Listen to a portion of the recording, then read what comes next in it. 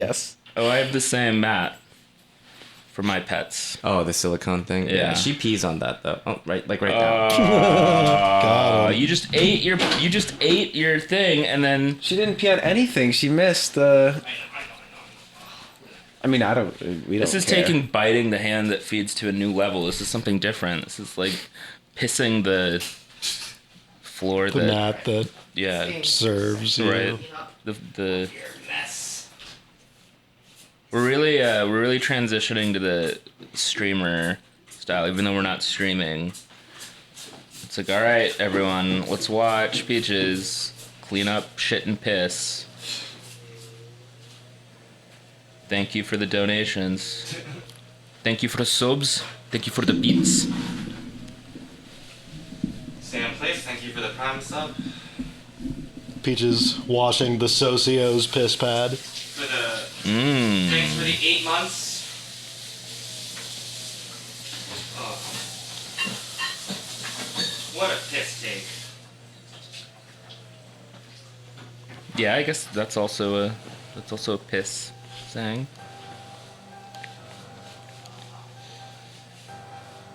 Wow, just like the Red Bulls, we're having a water-induced delay.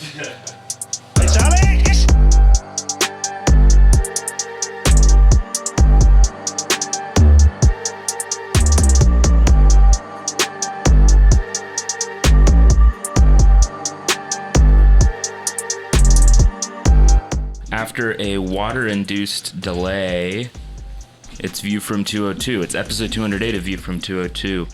Recapping Big Dub in Chicago. Perfect on the road. Continued. Never in doubt. Never in doubt. And we're anticipating the Portland game at home this weekend, which, by factor of being at home, I suppose is somewhat in doubt.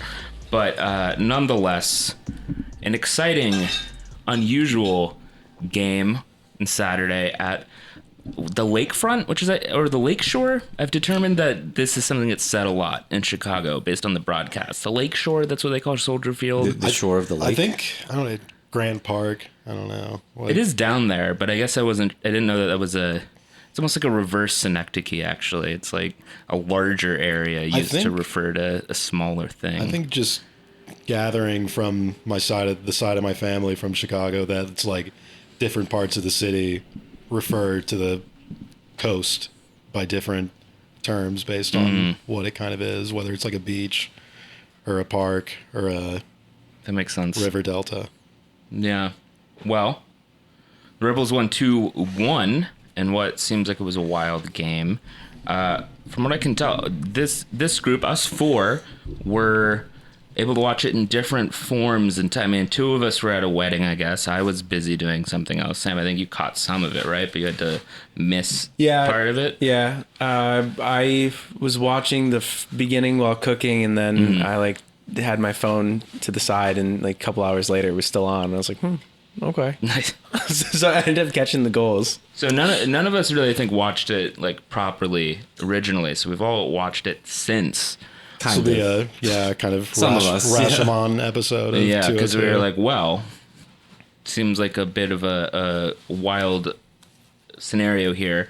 And humorous this, and right before we pressed play or record, that ESPN even so generously uploaded like the hour plus of dead time as part of the broadcast, so you two can relive the full experience at home. In Chicago tradition, the entire dead time during the delay was filled up by the Max Headroom hacker pirating the airwaves. Yeah, It was making vulgar threats towards various athletic and MLS.com writers. Yeah.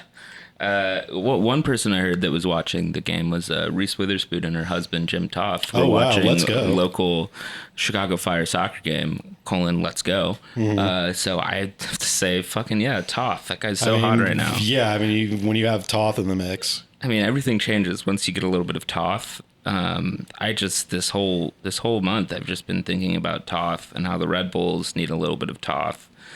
You know, we've had Emhoff on this show before. But I'm like, man, I think we need some Toth. Toth would be a real coup. Yeah, if we get a little Toth in the arena. But keep your eyes out on that, everyone. for the real Toth heads out there. Where should we start for this game? I guess we can talk about the formation first and foremost. 4 at the back again, unless I'm relying too lazily on the broadcast. Chicago's broadcast would put it that way. I didn't spend too much time drilling down on it, but it was 4 at the back. Edwards at right back, right? Nealis and Long, and then Tolkien. And we got CCJ and Frankie pair in the middle. And then Luquinhas gets another start. And Fletcher in place of Klimala. And I think we were flying pretty good in that first half there. Looking real good, actually, until the penalty was called. And I have to note that I didn't watch the first half still. I still only have watched the second half in like when it was live. So honestly, I think I'll double down then. I'll take advantage of you not being able to contest to say we looked good. yeah. I think, like we went down, so we were obviously shit. Yeah.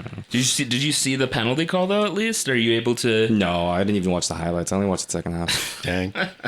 Okay. After I went all these troubles, we I guess I didn't explicitly say that we rewatched it. Asked me if I watched it. Okay. I just assumed. Yeah. Well, I thought the pressing was particularly intense, even by our standards, in the first half out of the gate. I mean, Chicago was kind of doing the Hartford thing where they were just not really adjusting what seems to be their game plan, which, I guess maybe it'll be a theme of this episode or discussing this game for me, but that they have Ezra Hendrickson, their first year coach, who was always kind of like always comes up in every MLS coaching vacancy, like, how come this guy never gets hired? Well, here you go. He finally gets hired, and he's running like, a generic kind of Seattle Sounders, I guess, system with inferior players and just all these old boy coaches. And the way that manifested on the field seemed to be playing like kind of basic possession, but, dropping back and playing conservative in a low block once he lost it. And, like I said, they didn't seem to really adjust anything about how they were building from the back. Mm-hmm. And we were just kind of feasting for a little bit.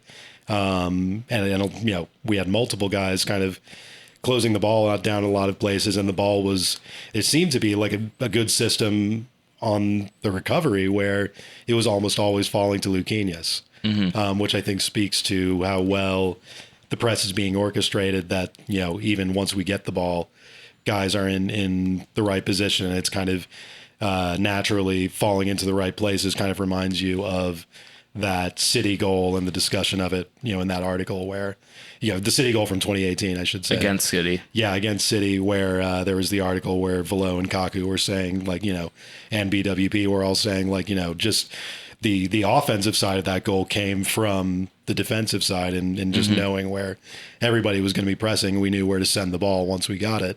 And I think even though it didn't generate a goal eventually, I think the first half of this game was some of the best examples of that we've seen in a while. Yeah, the link up was tidy. It was unusually tidy, especially considering it was Fletcher, who, if, just nothing else, all I mean by it is that he's just had less time with the squad. I mean, I guess that's true for Luquinhas too. But there are a couple instances where we're playing like a little 1-2s between the guys very rapidly, like, anticipating where they'd be. And sometimes it'd be off by like a step or a half second. We'd have to chase it a little bit. But that intuition was definitely there. Is that, as someone who didn't watch, is that kind of like, would you say, from what I've noticed previously, like whenever Frankie and Luquinhas are together, it seems like there's a lot more just kind of general midfield chemistry in that kind of link up. Would you say that was the case here? By together, you just mean both playing at the same time? Yeah, at the same time. Yeah. They kind of facilitate like the other players to be able to link up better too, in my opinion. So, yeah. I think also just like the coordination or like the movement of the ball between Fletcher, Luquinhas, Morgan, and O'Meara was a little bit more purposeful than we've seen in previous weeks. And I think that's related maybe to what you're suggesting, where I think Frankie and CCJ were able to deliver the ball into the final third more reliably, because once they did, the communication between that kind of front four was a little bit sharper, I think, so far. I think CCJ was also able to sit back and play to his strengths a little bit more, which is hitting longer diagonal balls into space rather than dribbling on the ball.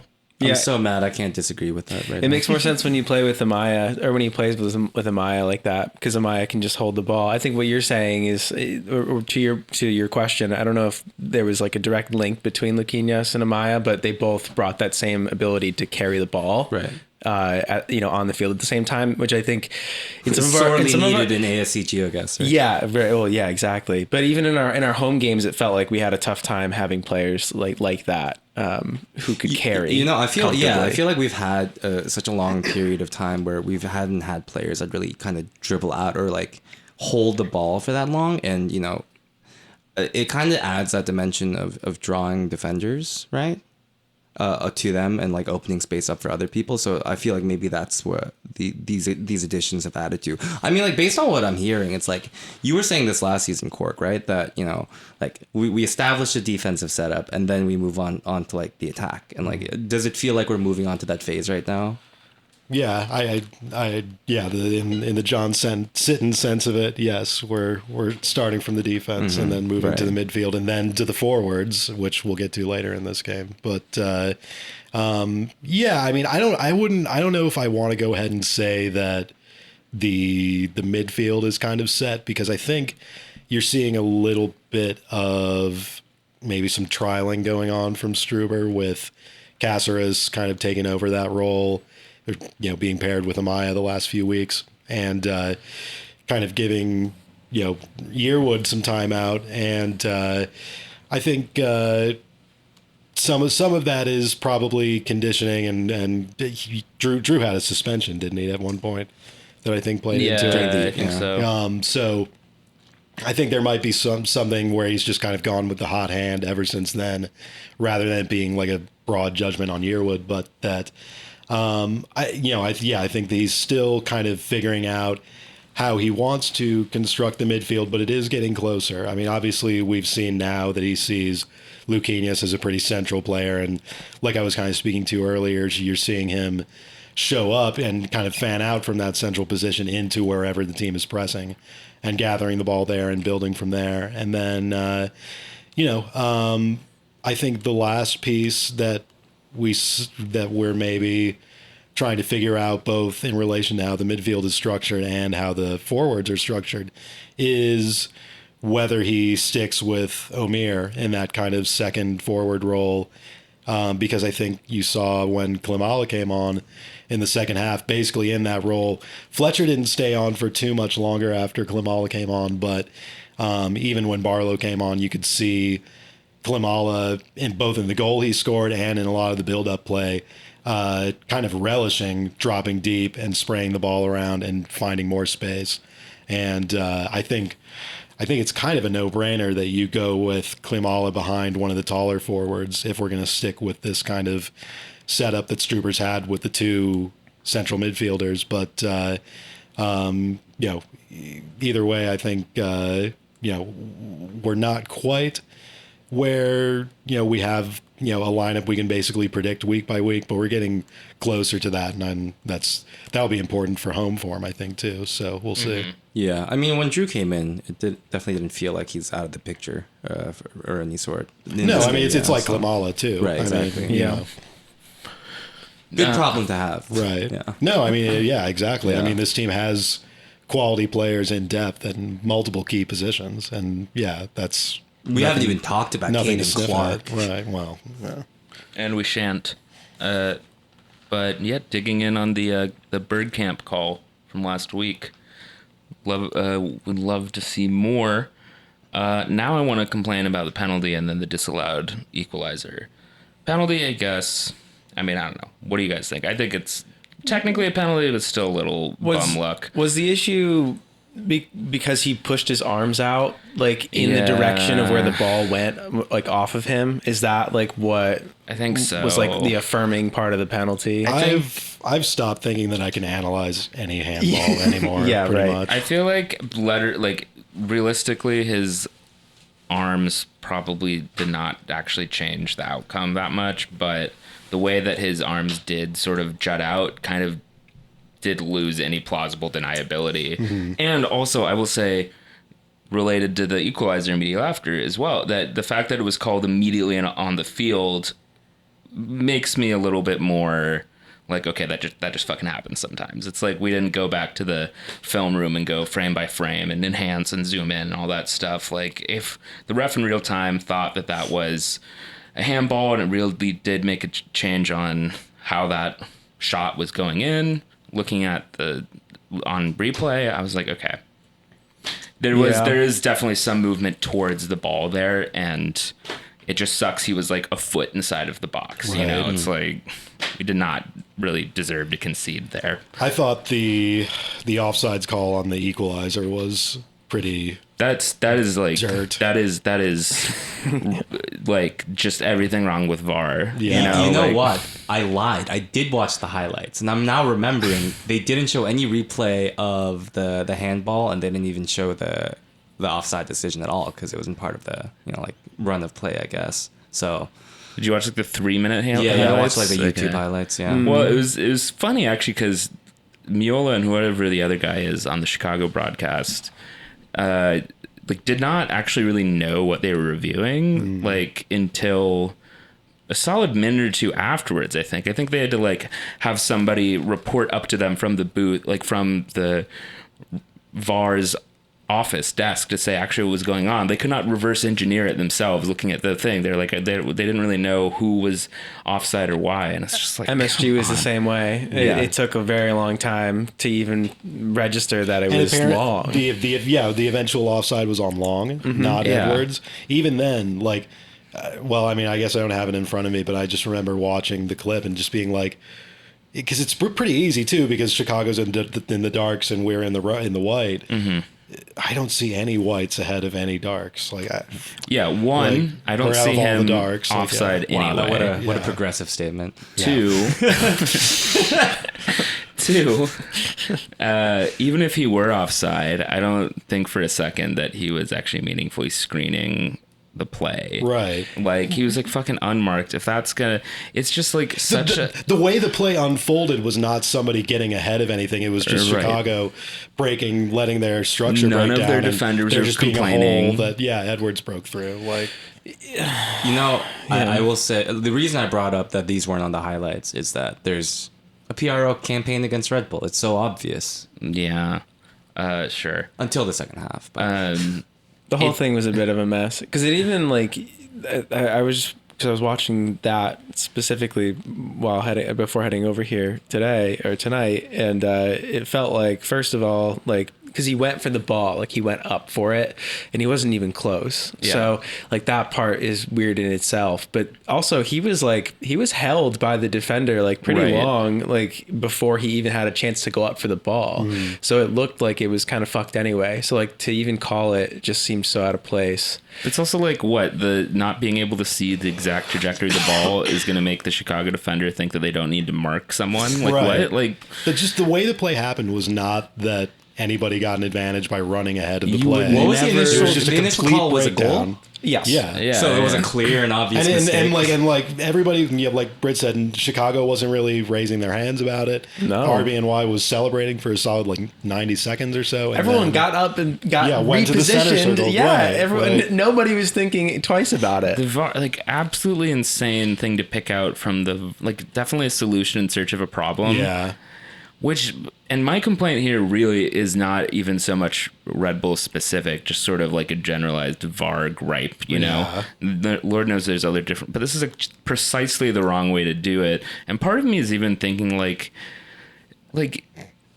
imagine that a lot of referees probably don't even really enjoy making these kinds of calls. I mean, my optimistic or my hope is that, since VAR is still kind of new and it's a novelty, that guys have a hammer and they see a nail whenever they want and they kind of want to use it all the time. And that hopefully maybe if it becomes less novel to call a VAR thing, that maybe it'll wear off a bit, because it's at some point these guys who are people who are referees were interested in the game of soccer enough to spend their time to do this. And at some point, somewhere subconsciously within them, they should know that that is not really soccer. Like, but making that call. Like, they took soccer and then they decided to become a referee yeah, too. but So it's like, yeah. but you know, like it's so. This was a game before they centralized all the VAR too. So there's like a video referee, right? So the they've video done that now. They're going to do that. It's I gonna think. be. It's gonna be they like mentioned baseball that on the broadcast. and that it's going to be No, I guess going not football. instead of going to Secaucus, it's going to be going to Atlanta. Yeah. So fucking yeah. But yeah, I mean, like, but that call is totally on the video assistant referee then, right? Because that person's like calling the ref over to Absolute take a look. insane Yeah. thing to pick out. Absolutely insane. It's so tedious. And I hope that they don't make the refs do like mic'd up explanations like that they're making them do in baseball now. It's atrocious. They sound exactly like the NFL. Well, I was thinking about and kind of looking forward to, because they were doing this last year. There was that Greg Barkey, PRO, like VAR official or whatever, who would do like the weekly show where he explains every VAR call, and they have the actual like recordings of the convos and stuff. I hope they're putting that up again. Yeah, I hope so too. I haven't noticed it this year. Maybe they've discontinued it. I forgot to look for it, but yeah, I forgot to consistently look at it last year when we had a couple weird calls, but it's like on some specific PRO YouTube channel, and like it's like 30 minutes of footage and like with like 50 views each, you know. It's like it's real buried. It's just kind of like put out there almost as like a due diligence It's for the thing. diehards. Yeah, or it's like it almost seems like it's some sort of requirement they have to fulfill rather than like part of like the CBA or something. Yeah. But yeah, it's just really, really dumb call, just sports wise in general. And then the rain delay happened in stoppage time too. Yeah, that's another like iron bound rule, I guess. Like because when I was rewatching it, I was like, okay, maybe it's gonna be like rainy and like, you know, kind of hard to play in, but let's see what happens. But I was like, no, it didn't look like it had started raining yet at all. But whatever, I guess that's how that goes. I redouble my analysis though from before these calls for after these calls. I thought we were the better team in the first half throughout, and Chicago were pretty mediocre. Yeah, I'm very lucky to have Shaqiri score that one penalty that Cornell actually got a foot on. Almost. That would have been a sick save if he kicked it up like that. Yeah.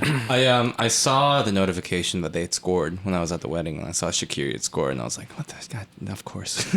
But luckily, you know, second half went different. Yeah.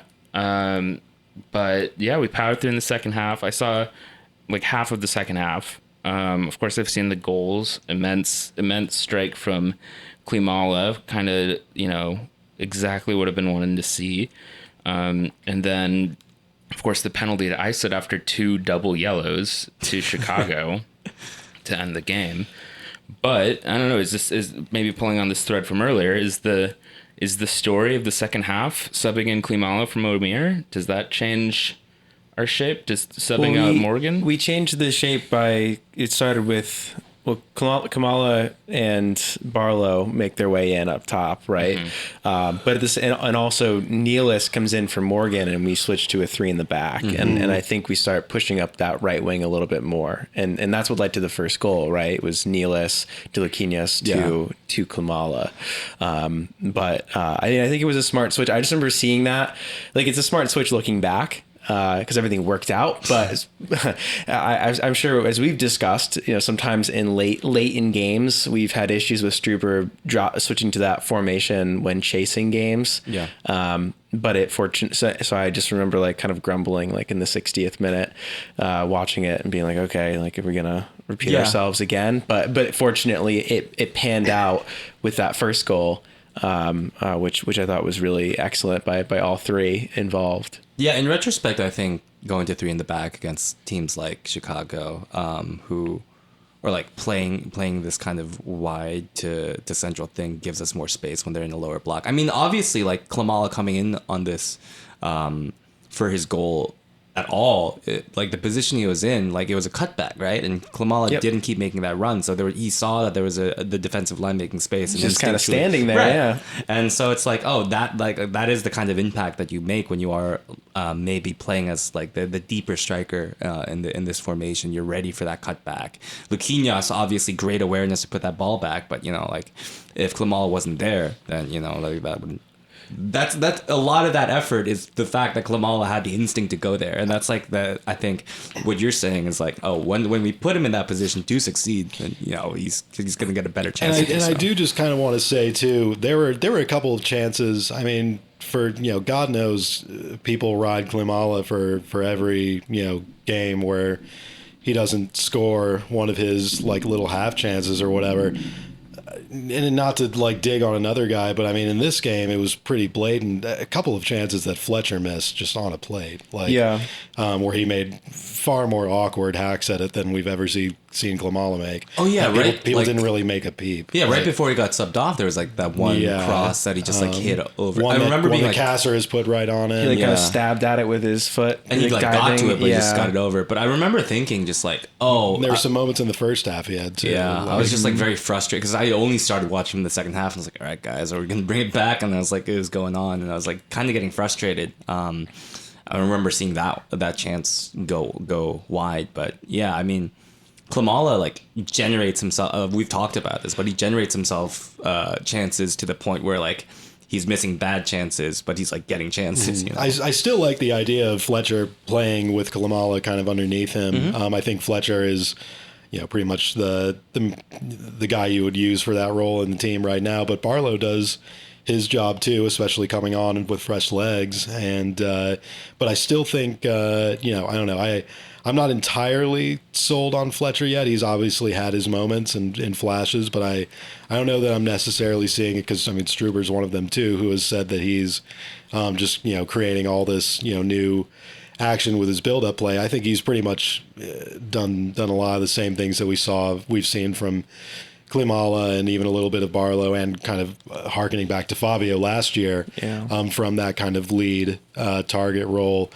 But I don't think he's really eclipsed any of those guys. I don't think he's doing remarkably better than any of them. And I don't know. Maybe he starts to get into a groove and gets better, but there's a lot of kind of awkward touches and runs, and obviously awkward finishing too. I think that's just because he's like 6'5" though too. Well, but, I mean that's not my problem. Well, yeah, but like I think part of like I think Fletcher's like surprisingly good at link-up play, but I'm also like, do I just think that because he's like 6'5"? But I think there's a lot of upside to Fletcher, and just I don't know how he was necessarily in the first half of this game, but like the very limited parts I saw of him and Klimala together were very reassuring to me. Who I remember we talked about him coming over, and someone mentioning that kind of he's deceptive in that he looks like he'd be a kind of a target man up front, but he's actually more of a runner. Yeah, he's actually not very good like in the air. He kind of isn't. Yeah, and also just like I don't know. It seems like if we're trying to find like a Fabio replacement or like an evolution of what like Fabio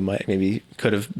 I don't know, because maybe that's not true because Fabio played deeper, but this intent of having a strike partner with Klimala, I don't know if like it's like we got the right build, but like the execution isn't really the right match. Well, but really it's still kind of early, so it's I don't want to be like too presumptuous, but still. Well, I was gonna say we're not really like throwing in crosses like we were last year. Like we're definitely generating chances in a different way than like trying to like constantly switching it up and then like losing creativity and then tossing a ball and then trying to get someone ahead. I think just watching as a layman, Fletcher. I think maybe what Struber and some of the technical observers like about Fletcher is that he's in the right positions pre-ball reception. He makes the right runs off the balls in the right positions when the team builds up. But yeah, just kind of the cleanliness and the combination once he's engaged is still yet to get there. But maybe it comes with more time and chemistry. Yeah. His the one thing that I thought, I mean, if we're talking about like we talked about the goal, but if we talk about like yellows that were given, I mean, Fletcher got that first yellow from the handball, but there was another incident with the elbow right thing. Before he got taken off where it was like an elbow was it to Shaqiri's face? Kind of Or like his chest. Yeah, something like that. Wasn't called, but then the second yellow on a Fire player was like of a very similar magnitude, and it was called. And it just like goes to show, like it was another inconsistency. The first yellow or the first red for Chicago especially was pretty soft. Yeah, must admit. The second one was just like complete, Totally like, warranted. I don't know what you yeah, guys are like- talking about. The refereeing was impeccable in the second half. I mean, like I was just saying about VAR with our penalty, perfect system, Exactly. correct Everything call. worked. It worked out. None of them were VAR'd because they were double yellows. Perfect world. No yeah, mistakes. that was hokey. I don't know why. Why did our penalty have to go to VAR? Was that not obvious? I feel like it was pretty clear cut. Yeah. In the time, like I don't know. Shep made sure to say that Klimala dived before changing his mind once the decision came in. Good.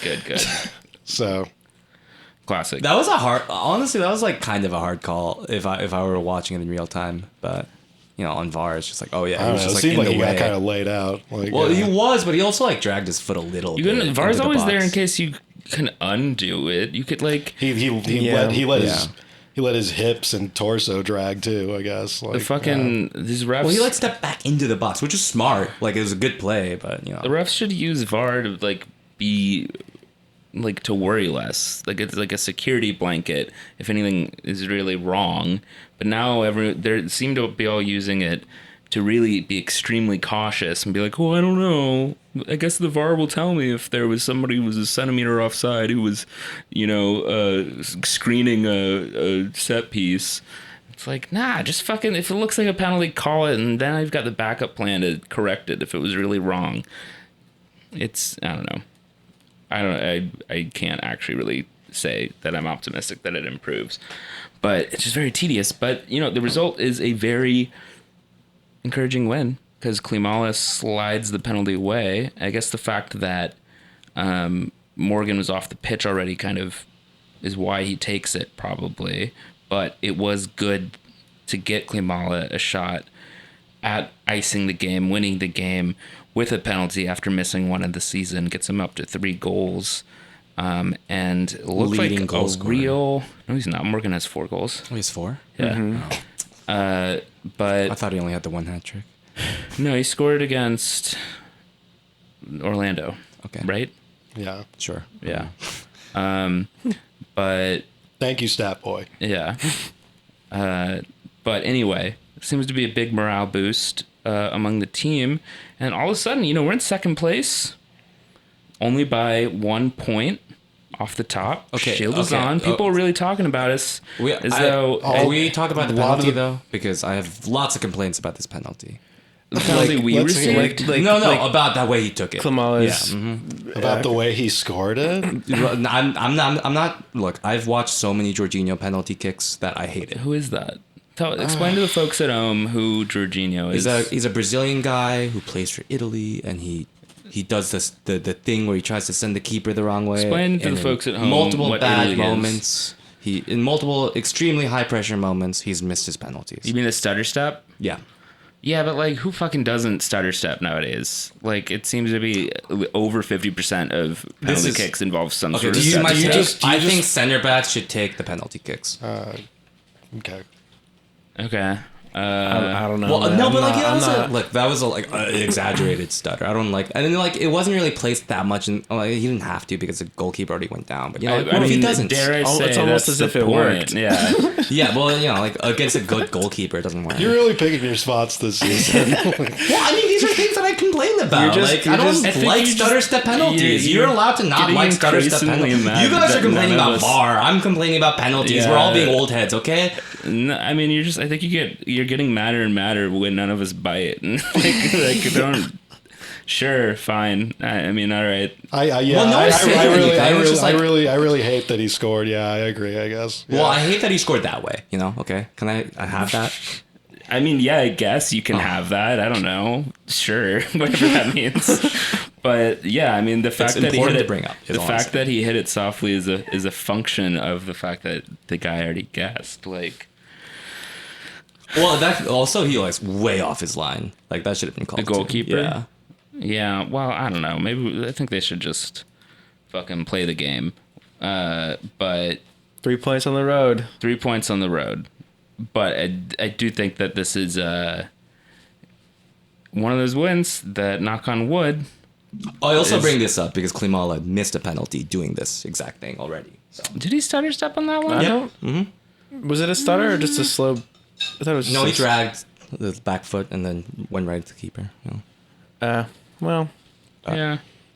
But he scored this time, and we're talking about the game where he scored. But no, but like as a trend, like that's a trend. Do you not understand what I'm saying? Like as a trend, like it doesn't always work. It's not very effective. I think it's more. I think it's. I just think it's. Year? I think it's more appropriate to have a conversation like this when he doesn't score than it is when he does. But okay, but like I think you have more kind of like argumentative What? power when he does score, and you can still complain about it because then like it's a real qualm. It's not like I'm just saying this because he missed. I mean, based on his comments, Sounds like some post-game, cope that he scored. Based on I'm not coping that I like Klimala. Like based on his comments post game as well, it seems like he had a specific information or scouting on Slonina as well. I mean, who knows if this is true, but I guess I wasn't clear when he was saying this happened, but he was like, he told Slonina that he was going to go right, and he didn't believe him, and then he just did it anyway, which I think is great. Exact kind of Patrick energy. Yeah, there's some great Patrick character moments. Yeah. So, but I think it seems like he did this intentionally he knew that this might have been a weakness in Slonina's penalty scoring or saving technique, and it worked. So Listen, 2 goals for our striker who's only scored 1 goal off of like a kind of a cheap whatever tap in the first how many games of the season? 8 games of the season. Yeah. Like, listen, I'm very happy. Yeah. So, good for him. right. All this to say, I still prefer Morgan as our first penalty taker now. well, that's probably what it is. It is, yeah. But I don't. Did he miss a penalty last year? Maybe he missed one. I don't know. He's probably still got. I don't think we got that many last year. Well, Yeah, the we most got a notable decent one was chunk. the City one that he scored. Yeah. So That's true. I think he's definitely more successful than not. Anyway, I think this could be a big step towards really asserting ourselves as one of the teams that the rest of the league is scared of. Especially when we are in their house, which is awesome. Just makes me wish. I mean, it's dumb. It's a fruitless sentiment to have, really. But like, what if we just had a couple more points at home, given how arbitrary and shitty those results were? We have but like it doesn't matter. 3/4 of the season We're left. still in second, regardless of that, and really, really kicking ass on the road. And I think we have the potential to really hit our stride here, going against a Portland team that I believe is sort of struggling, right? And then really hitting the summer, leading the conference, I think is a very realistic possibility here. I don't know. Do you think this is a result that can snowball into really asserting ourselves on the rest of the conference, or is that still dreaming a bit too much? Am I getting ahead of myself? I mean, I guess I don't know necessarily. Like what I said earlier about the selection becoming maybe a little clearer in the last couple of weeks will help at home. And I've kind of diagnosed in some of the stuff I've written for OAM that Struber's sort of tinkering and not quite having a setup in place that guys know and that guys can sort of intuitively play has been part of the attacking problems. And I think we're sort of massaging some of those issues away the last couple of weeks, and maybe this home game is the moment that it all finally clicks. I think if you roll out the same team, we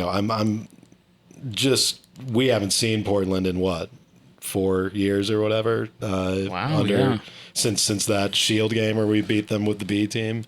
They're from the Shield season in 2018.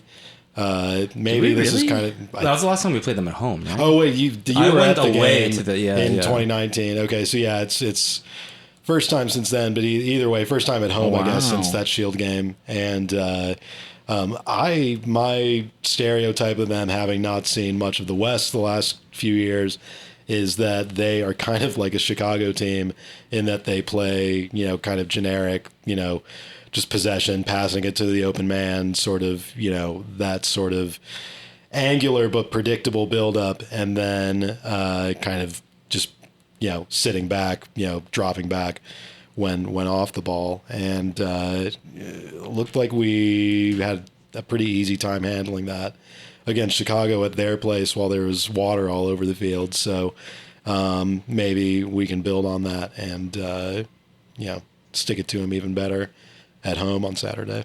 Does anyone know what the weather's going to be like? Rainy, very rainy. Nice. Really? Yeah, 90% chance. Nice. I guess there's time for it to change still, but we'll see. But yeah, Portland's in a bad way. They've lost their last game and then drew twice before that. So 2 points of their last 9. I guess they beat Vancouver. Who knows if that's an accomplishment nowadays? But yeah, only one win in their last 8 matches. One win in their last 8 matches. Not great over there. Only 2 wins on the season so far. Period. Which I have to say I'm a little surprised by, because I think one of the only games I caught them actually playing was their game against Austin, where they looked half decent. Or maybe it was the New England one too. Who's on their team right now? Jimmy Chara is the only guy I recognize. To be quite honest, I mean, Mabiala sounds sort of familiar, but yeah, I Okay. I'm not. There's a guy named Eric who spells Eric with a Y. Ooh. That's a Eric type of guy. Williamson. Yeah. There's a guy named Jose Van Rankin. Nice little Yanagor Van of Hesselink vibes there. But yeah, I think this, and I guess Diodon Espria is still one of their wingers. I'm not really too worried about any of these guys. Jose Van Rankin and Conrado Bucanelli Holtz are both pilots for Peruvian Airlines. Both senior engineers at NASA. Yeah. I really, really obviously don't want this to happen. And I don't think it will, given the quality on this team. But, if we do start losing, there is a very real possibility that a Portland player, as he's taking a corner, is going to get lightsabers thrown at him. Oh, on Saturday. Yeah. Oh, because it's Star Wars night. That would be so embarrassing and cringe. Can we at least throw beer at people like normal fans? Yeah. God, man. Yeah. Don't, if you're gonna get banned from the stadium, don't do it in a cringe way. All right? Everyone's been warned. You've no excuse. Jim Toth would frown upon that. Just think, is this something Toth would do? No, it's not. Let's go. But so one consideration for the starting lineup is that, of course, we've got our Open Cup match against DC midweek afterwards, and I think we're going to try to do an episode in between these two matches, so we're not going to preview that in full, but maybe some case for rotation here. CCJ is still banned one match for his soft as hell red card in Hartford, so he won't be able to feature on Wednesday. I would expect him to be in the lineup on Saturday for that reason alone. But that said, that sounds like, the exact kind of reason that he wouldn't for some reason. Yeah. I feel like that logic has not really worked recently. But I don't know. Do you have any changes, any notes on how you think we should set up, whether in a shape or a specific personnel? Well, that's funny that you say that, because as soon as you said that, I was just like, oh, maybe they're just going to put Drew in for 90 so he's prepared for the Wednesday game in some kind of That's true. I mean, I guess it's also, we can tackle it actually next week, but I don't know how much of a first team we're going to play on Wednesday. I don't know. I feel like we played a first team against Hartford because we kind of just needed the reps and needed to shake off or put on our scoring boots a bit. Maybe we're not going to necessarily do that again. But for Saturday, I mean, I guess we do have a wealth of options a bit in some places. I mean, I assume Luquinhas is going to start. I guess it's a question of how we're going to start between Fletcher, O'Meara, Barlow, and Klimala. I don't know. I can't really remember. I feel like we haven't had that much direct comparison to go off of on whether or how Struber responds to a performance like Klimala's last week. I mean, I could see him either rewarding him, so to speak, and starting him or not. Both seem plausible to me. But yeah, I would like to see the Fletcher-Klimala pairing from the get-go. Why not? And then if need be, we can go to the 3 or 5 at the back as an option. I do think, to the comment earlier, I would have been frustrated watching it real time, seeing Dylan Nealis go in and then us go wide. But it did pay off. And I think that it seems more successful to maybe switch to that later in a game rather than starting out with that and kind of just like burning a half of soccer that maybe the opposition is more prepared for. So I think starting 4 at the back, playing kind of similar to how we did in Chicago, and then adding more width if need be, if Portland ends up bunkering and sitting behind the ball, could be a better approach than starting out wide and then trying to force it in afterwards. But yeah, that's my 2 cents on the lineup and how I'd like to see them approach generally. Ooh, Pumas Sounders just kicked off. Yeah, I don't know. I think, well, part of this team, I feel like, is like at every position we seem to have like pretty good quality. And, you know, like more or less like 2 players, I think, that play in every or like, you know, each spot. So, yeah, I don't know. I'm like, as we've been saying all episode, like there's a flexibility about this team. And I don't even know what to expect anymore, but we don't have to prioritize players for Saturday or Wednesday at this point, right? Because there's going to be a lot of people who will just play 45 minutes or 50 minutes. Mm-hmm. So there is already going to be like the inherent like rotation if we do something similar to what we did against Chicago. Mm-hmm. We used all 5 subs against Chicago? Maybe. I think we use at least 4. Because I was gonna say, like, I feel like that's one of those things. Like, we don't use all 5 subs.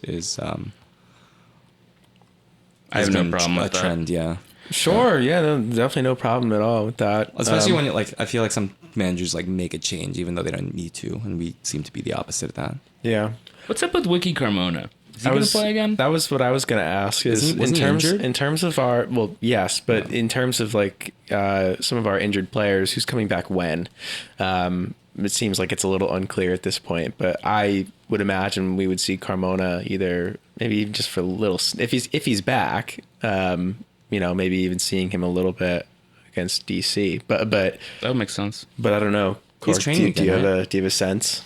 Struber said a couple weeks ago that he and Clark were just going to be missing like I think what made me, I think it might have been the Dallas game going that far back, and here we are. Not really any sign of them getting back. I guess we'll find out. Struber will have a presser tomorrow. Wait, was Andres Reyes on the bench? Am I making that up for like an RB2 game or something? That would have gotten publicized. Yeah. I feel like I saw somebody freaking out that Reyes had signs of life. There's a lot of freakouts about RB2 games that are not merited. So. I think someone just saw him on the bike. Oh, that might have been it. Yeah. Lucas Monzon was on a bench or something. I don't know. So who cares? How long is Clark only here till like June or July anyway? No, full season. No, because he extended his contract with Leipzig. No, Fletcher's only here until June. We're right. I knew that. No, that's because I was gonna say just fucking send him away. Like, why bother? I was kind of hoping he was only here for half a season. Because I still feel that way. Like, why are we gonna give this guy fucking minutes? I don't care. Not my problem. Carmona got like 10 minutes in the most recent RB2 game. So it looks like he is easing his way back in at this point. It's a good shout for Wednesday, maybe then. Right. Yeah. I don't know. In terms of what I want to see on Saturday, I mean, it does seem like Portland's gonna play pretty deep. I can't imagine. Like, they're just going to do what most teams have done so far against us at home. They're going to play very deep, force us to attack. And it's up to us to make something of it. But I think with a little more confidence, or, maybe just like a little more experience that Luquinhas has been getting, we'll have some better chance creation, even when we're trying to break a deep lying team like I imagine Portland will be on Saturday. So I don't think anything. You don't need to do anything too crazy. Keep a regular back four. Brit, I agree. Maybe Fletcher, Klimala up top would be nice to see them together a little bit more. But just all about, I think, our midfielders putting together chance creation. And I think that we can kind of break the form that we've had so far at home. I think kind of to your point, like I think we're in a better place mentally than we have been, just because we've won so much difficult scenarios. Or, like even the easy ones like Hartford. But, I think we're in a place where like we could just like curb stomp someone, like we, if we wanted to, or like we can get into that mentality a little bit. I feel like, we just really need to win in front of the fans. I feel like, and just get this dub at home. But I feel like we're just much stronger mentally because we've had positive reinforcement for it. And I'm happy to see where we're trending. I have a John Tolkien question. What's the deal with his nickname, Jamie? Jamie? I assume it's that Jamie. his middle name is Michael or something. Okay, I was hoping maybe it was gonna be listed on his Wikipedia, but it's not. The teams kept on posting that, and he's been called Jamie for a while. Okay, yeah, I saw it's his name on his Instagram too. It's a very kid name. Yeah. Because I feel like I saw it. It's a very like youth sports kid. My name's Philip, but you can call me PJ. Well, yeah. I when they the first time I noticed it was when they were posting one of the Star Wars related things, and I was like, is this like a Star Wars thing? Like, is that like when they call him like J-Mi Kenobi or something? Yeah. Like, is that like a Mandalorian thing or something? I don't know what all of this. Yeah. Okay. There we go. Return of the J-Mi. I wonder how they landed on him being the bobblehead. I think he's just kind of like... He's popular. Yeah, he's just... Yeah, I guess who else? I mean, Long would probably be the number one choice. Or who would have been the funniest one to pick? Like fucking Ryan Mara. Bearded Reyes. That'd be great because I would be like, oh yeah, right, yeah. And everyone else would be like, what the fuck? Yeah. That would be one of those things I feel like down the line ends up accidentally valuable. It's like, oh, they made a mistake. It's like, no, they didn't. Did they? Yeah, like, I don't know. Looks like the Andres Reyes I know. Yeah. Or maybe they just have a bunch of old Carlos Rivas models laying around somewhere. Diecast. Yeah. Other than that, and I guess there's not that many other funny players there, but Bearded Reyes would be. Or maybe they should make a Burn Diabler. Yeah. Like C-3PO bobblehead. Sean Ruiz. Yeah. Yeah. That'd be a good seller. Actually, that would, they should have, I mean. Or like for, they could have done a Fernando Ruiz giveaway last season. They could still do one. Maybe they can bring him back and put his name in the rafters or something. Free idea. You can take it. I'm not going to sue you or issue IP. It's not minted. It's not cryptified. Take the free idea. Go with it. You can put Ruiz's name in the rafters or something. A little bit of club culture to dash on it. We'll name a stand after him. Yeah, why not? Yeah. They should start naming stands in the right? arena, I mean, honestly, the BWP and Robles era ending at the same time is a golden opportunity. Robles one could be, the south border, I guess, where he defends her, or maybe that could be the BWP one. But like one end is the goalkeeper, one is the striker, the BWP stand, the Robles stand. That would have been an obvious opportunity, but they don't do that in Austria. They've too much. They spend too much time attending to their accounting books. Nah, that sounds too much like DP griping, but like more in a like derogatory way towards the Germans is how I mean that. Yeah, they name their stands after famous pharmaceutical concerns from the 70s that broke into the They named their stands check after mark, yeah. Alfred Nobel because they just really liked his work inventing dynamite. Yeah, and different gases. Well, any other notes before we sign off? Okay. Got this one game. GeoGuessr update. We won 1-0 this week. Well, that's what I was going to say. One thing that Chicago can't say that GeoGuessr can is that 120 minutes plus without conceding a goal. Ooh. Probably even more. I haven't even counted and how long we didn't concede in our last game that we did. Mm-hmm. They may never concede again. Just saying. Till next time.